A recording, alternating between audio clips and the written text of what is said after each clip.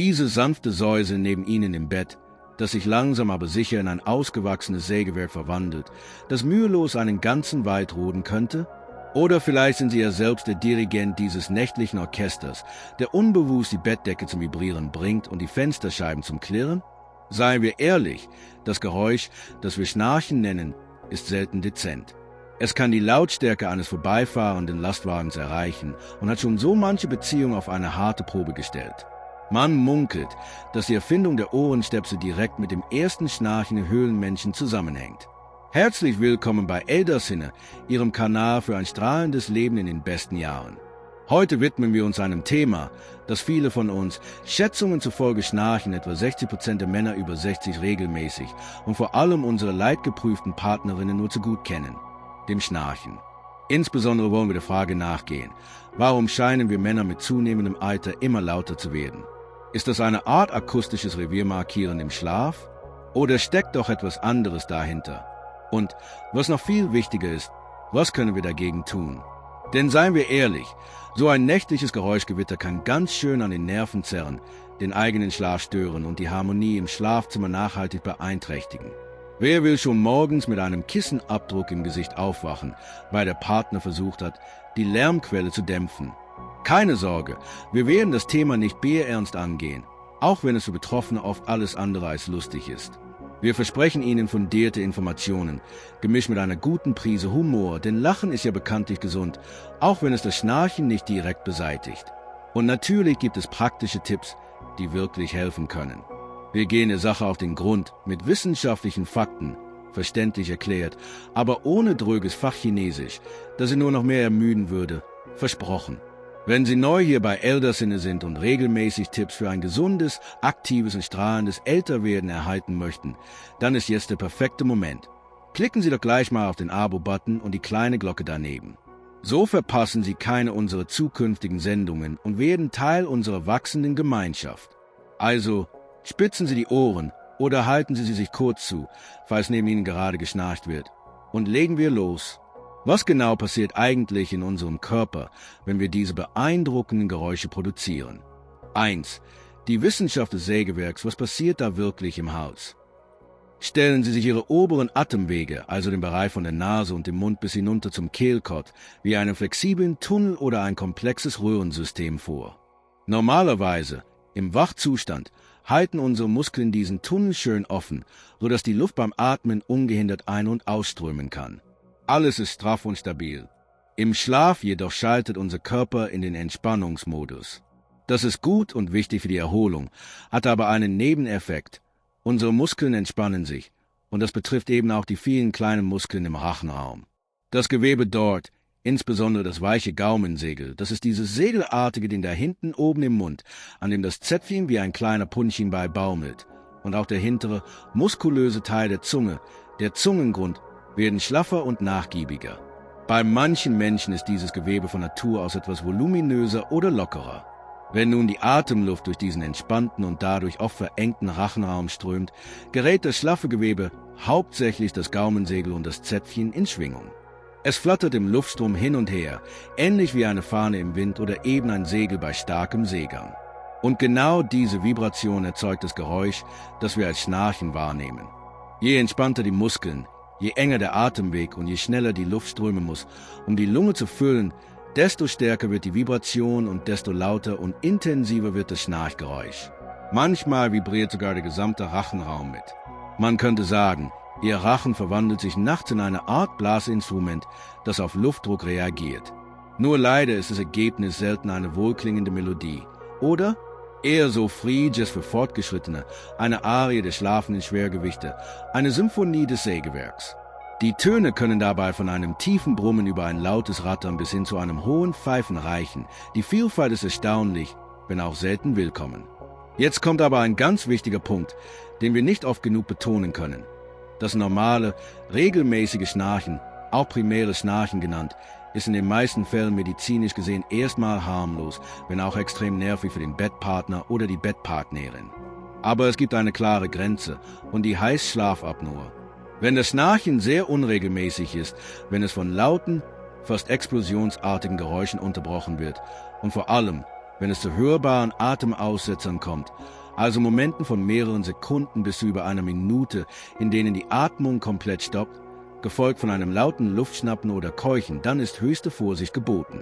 Wenn Sie sich zusätzlich tagsüber ständig müde, wie geredet, unkonzentriert und abgeschlagen fühlen, obwohl Sie vermeintlich lange genug geschlafen haben, dann könnte eine sogenannte obstruktive Schlafapnoe, OSA, dahinter stecken. Schlafapnoe ist keine Kleinigkeit, sondern eine ernstzunehmende Erkrankung.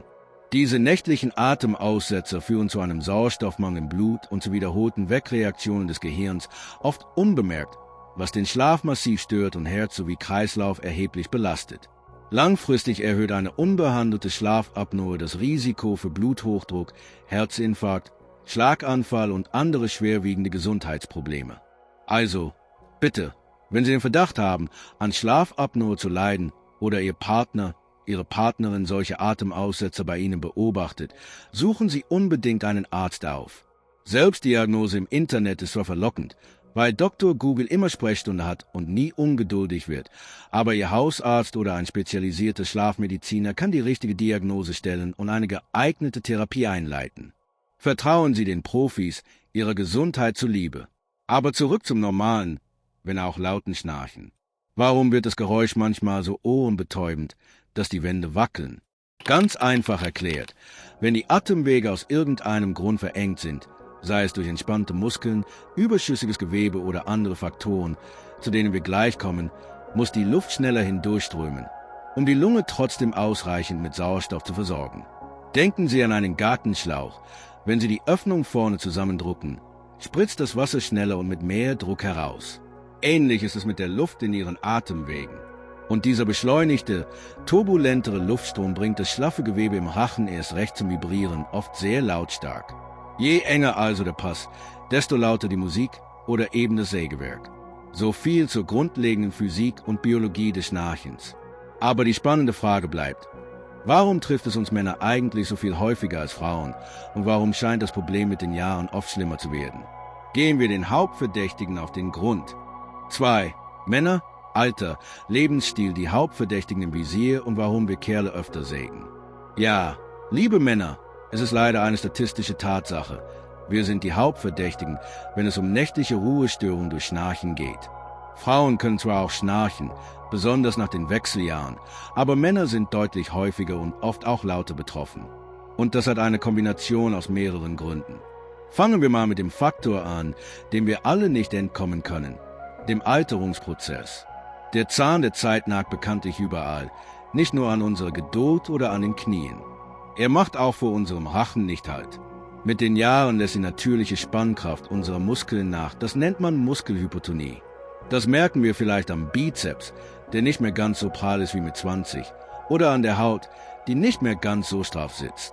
Aber genau dieser Prozess betrifft eben auch die vielen kleinen, oft unbemerkten Muskeln, die unsere oberen Atemwege offen halten sollen. Sie erschlaffen im Schlaf einfach stärker und schneller als in jungen Jahren.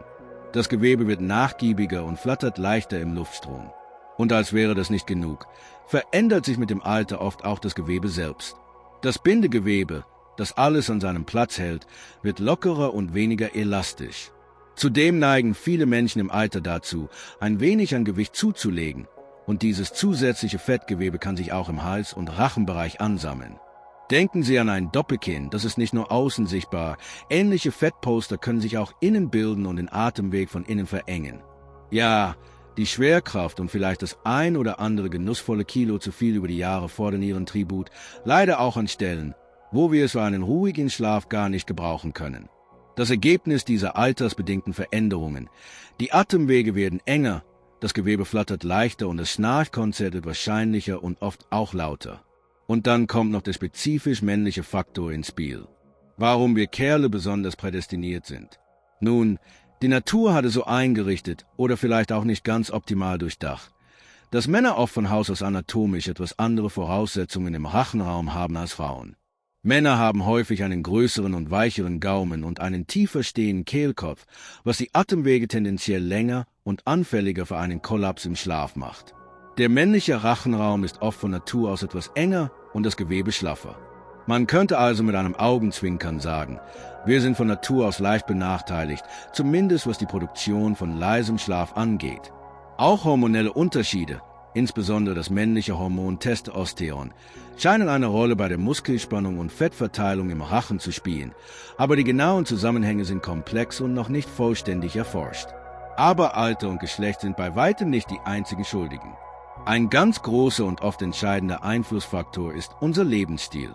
Die kleinen und großen Sünden des Alltags können das Schnarchkonzert nämlich ganz erheblich anfachen oder verstärken.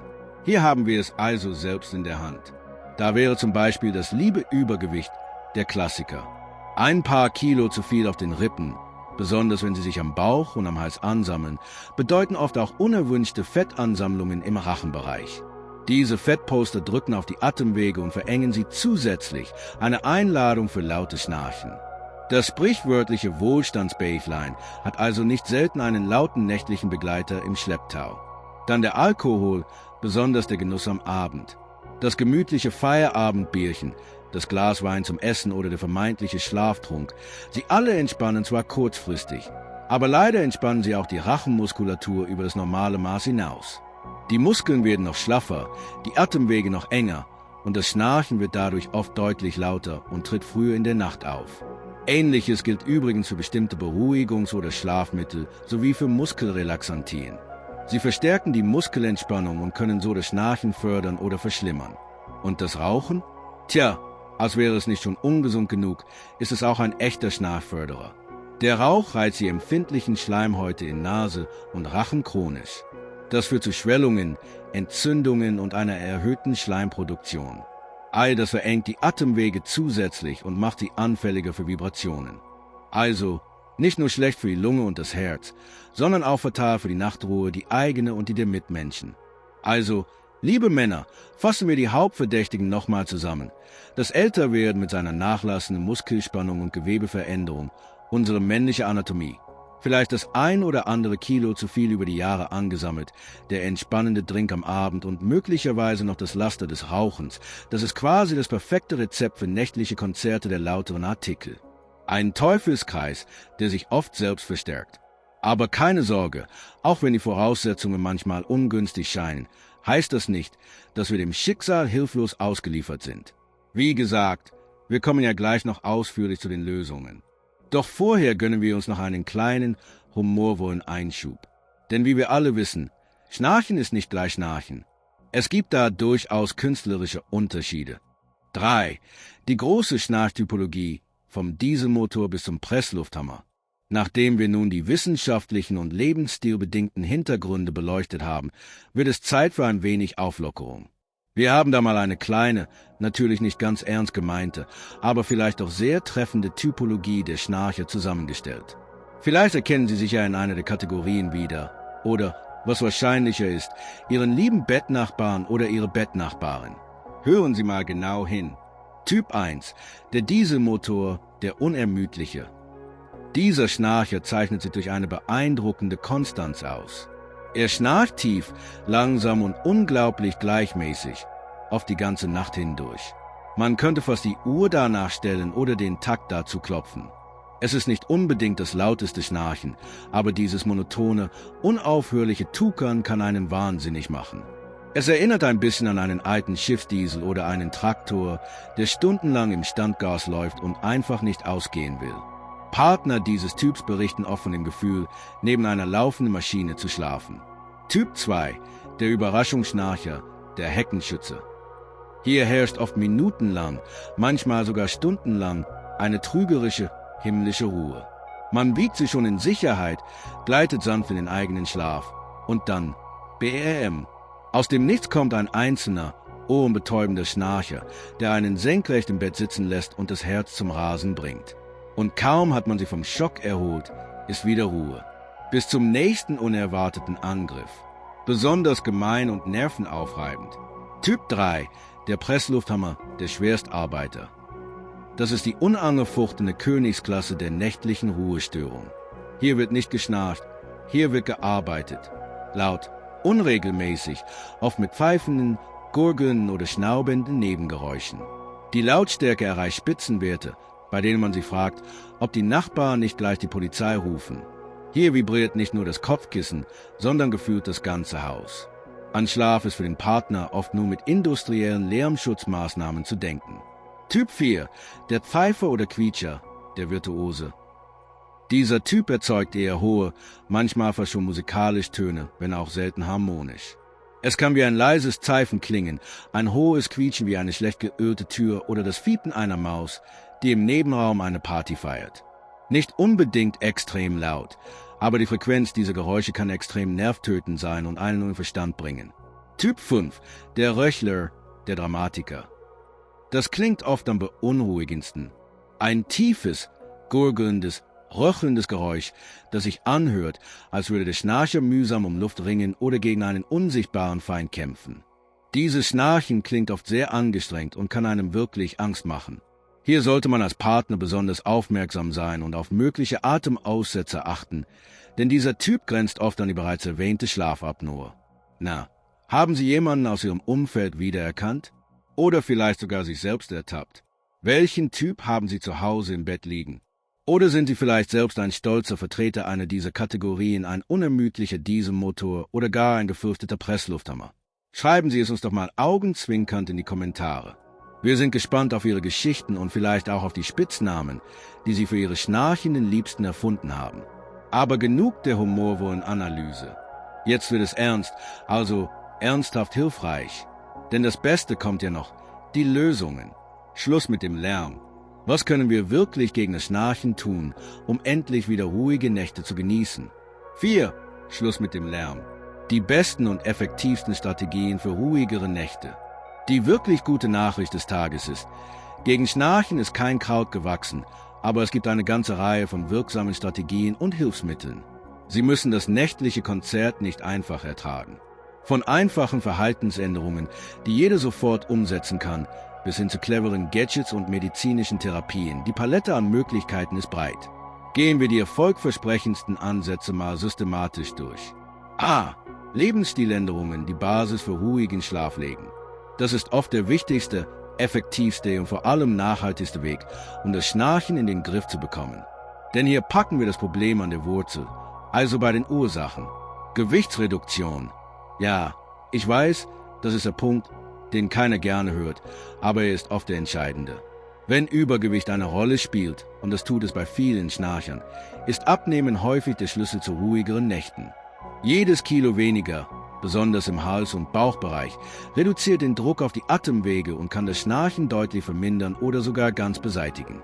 Schon eine Gewichtsreduktion von 5 bis 10% kann einen riesigen Unterschied machen. Denken Sie positiv. Jedes Kilo weniger auf den Rippen kann ein Dezibel weniger Lärm im Schlafzimmer bedeuten. Das ist doch mal eine handfeste Motivation, den inneren Schweinehund zu überwinden. Oder sprechen Sie vielleicht auch mit Ihrem Arzt über gesunde Abnehmstrategien, die zu Ihnen passen. Schlafposition optimieren.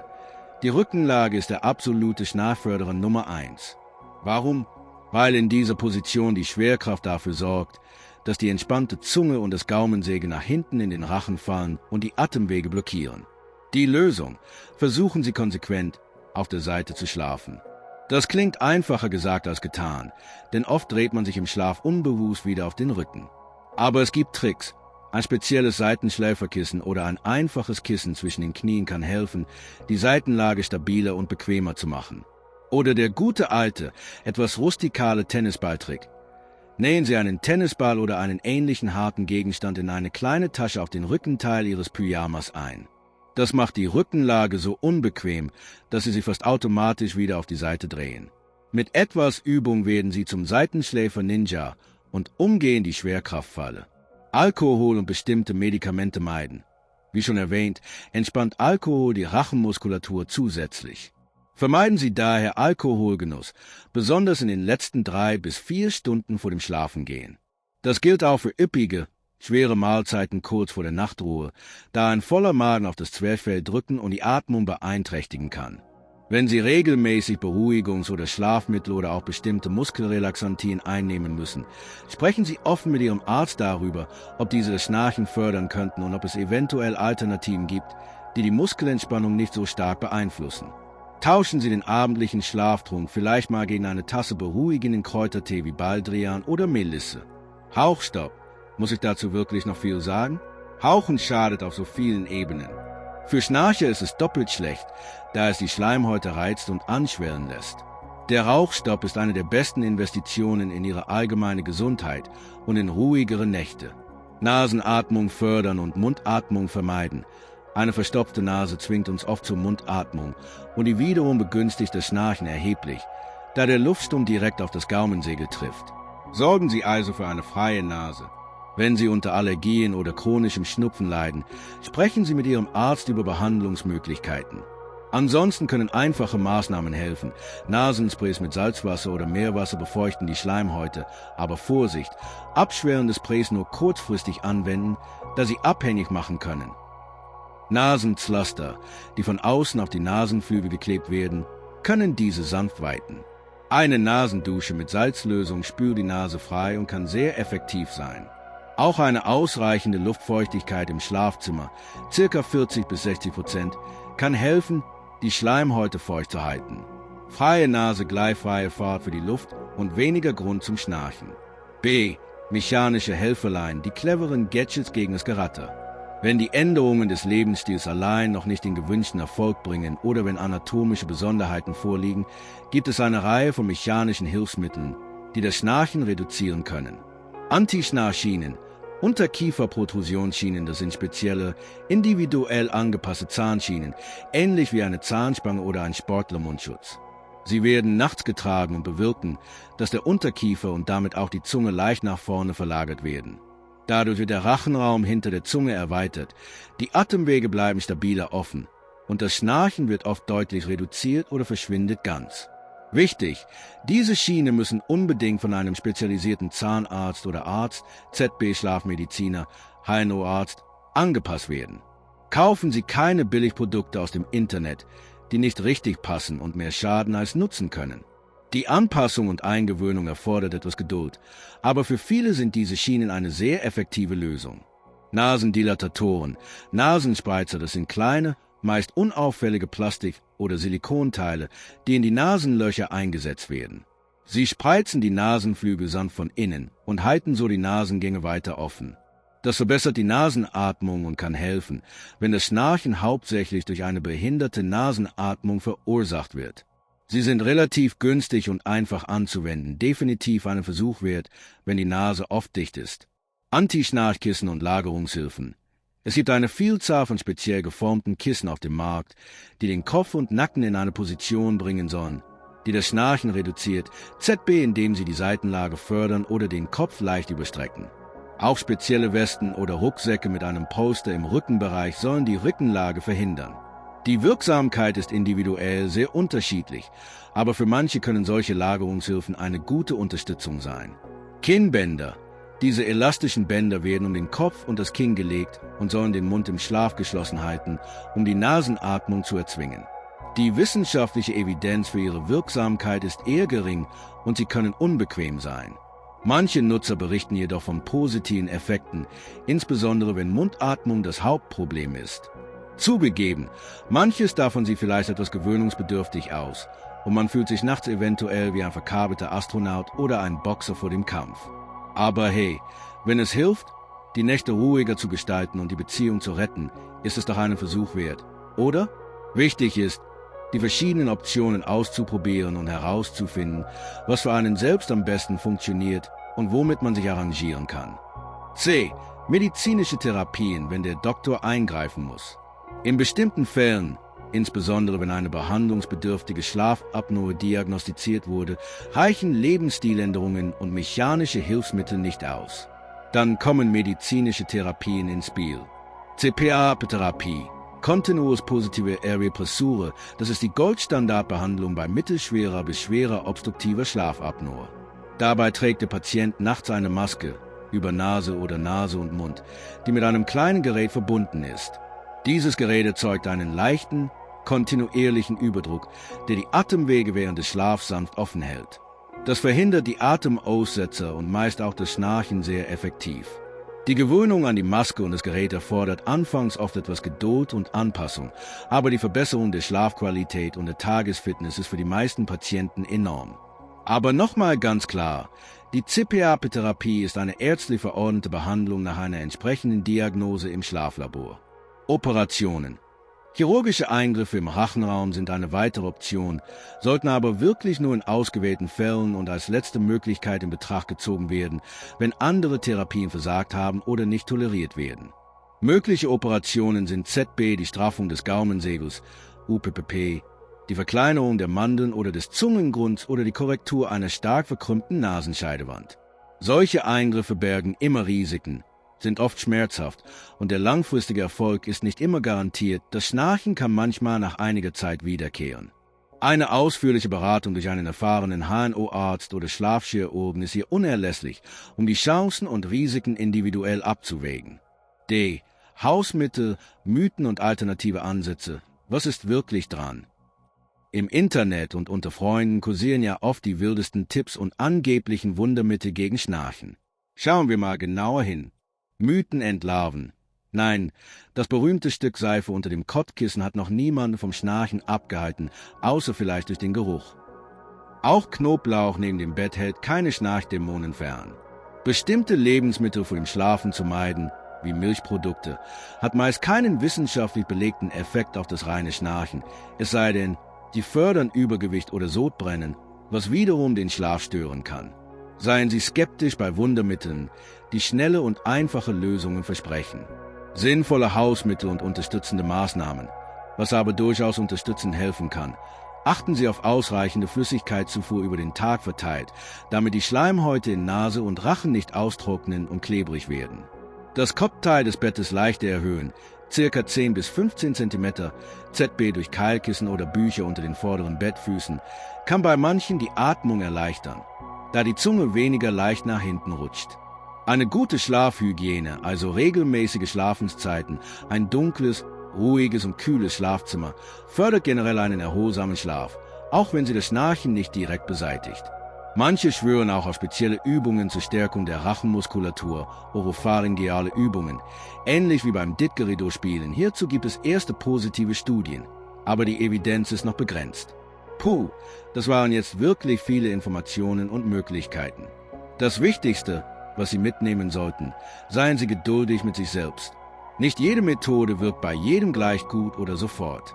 Probieren Sie verschiedene Dinge aus, am besten systematisch und beginnen mit den Lebensstiländerungen, die oft die größte Wirkung haben. Führen Sie vielleicht ein kleines Schlaftagebuch. Und ganz wichtig, wenn Sie unsicher sind, wenn das Schnarchen sehr laut ist, wenn Ihr Partner Atemaussetzer beobachtet oder wenn Sie sich tagsüber ständig müde fühlen, zögern Sie nicht, einen Arzt aufzusuchen, um die Ursachen abklären zu lassen. 5. Fazit und Ausblick, ruhigere Nächte und mehr Harmonie sind möglich. So, liebe Elderschein-Zuschauer, wir sind am Ende unseres heutigen, zugegebenermaßen etwas längeren, aber hoffentlich hilfreichen Ausflugs in die laute Welt des Schnarchens angekommen. Wir haben gemeinsam beleuchtet, warum gerade wir Männer im Alter oft zu nächtlichen Sägewerksbetreibern werden. Wir haben gesehen, Schnarchen ist ein weit verbreitetes Phänomen, keine Frage. Es hat klare körperliche Ursachen, die nachlassende Muskelspannung im Rachen, altersbedingte Gewebeveränderungen, unsere spezifisch männliche Anatomie und nicht zu vergessen, oft auch unser Lebensstil mit Faktoren wie Übergewicht, Alkohol oder Rauchen. Aber, und das ist die entscheidende Botschaft dieses Videos, Sie sind dem nächtlichen Lärm nicht hilflos ausgeliefert. Schnarchen ist kein unabwendbares Schicksal des Älterwerdens. Es gibt viele Stellschrauben, an denen Sie selbst drehen können, und eine Vielzahl von Hilfsmitteln und Therapien, die Linderung verschaffen können. Vom bewussten Abnehmen über die Optimierung der Schlafposition bis hin zu individuell angepassten Schienen oder, im Falle einer Schlafapnoe, der CPAP-Therapie, der Werkzeugkasten gegen das Schnarchen ist gut gefüllt.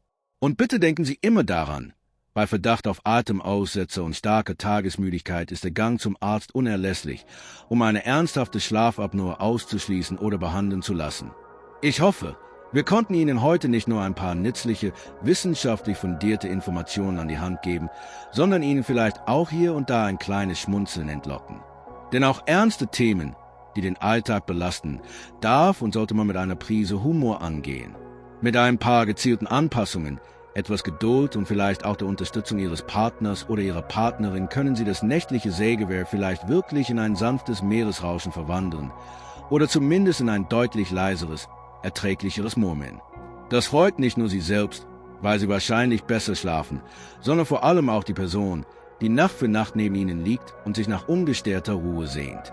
Wenn Ihnen dieses Video gefallen und vielleicht sogar geholfen hat, dann zeigen Sie uns das doch bitte mit einem Daumen nach hoch. Das ist der Applaus für uns YouTuber und hilft dem Kanal sehr, sichtbarer zu werden.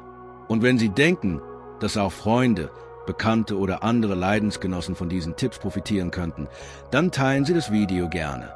Und jetzt sind natürlich Sie gefragt, welche Erfahrungen haben Sie mit dem Schnarchen gemacht? Welche der genannten Tipps haben bei Ihnen funktioniert? Haben Sie vielleicht noch einen ganz anderen Geheimtipp gegen das Schnarchen, den wir hier nicht erwähnt haben? Teilen Sie Ihre wertvollen Erfahrungen, Ihre Gedanken und vielleicht auch Ihre lustigsten Schnarchanekdoten mit uns und der gesamten Eldershine-Community unten in den Kommentaren. Der Austausch untereinander ist Gold wert. Und falls Sie es am Anfang vielleicht überhört haben oder noch zögern, abonnieren Sie Eldersinne, um keine weiteren wertvollen, unterhaltsamen und manchmal auch augenzwinkernden Videos rund um die besten Jahre des Lebens zu verpassen. Klicken Sie auch unbedingt auf die kleine Glocke, dann werden Sie immer sofort informiert, wenn es etwas Neues von uns gibt. Das war's für heute von Eldersinne. Wir wünschen Ihnen von Herzen ruhige, erholsame Nächte. Bleiben Sie gesund, bleiben Sie aktiv und vor allem, bleiben Sie ausgeschlafen. Wir sehen uns im nächsten Video. Machen Sie es gut und schlafen Sie schön.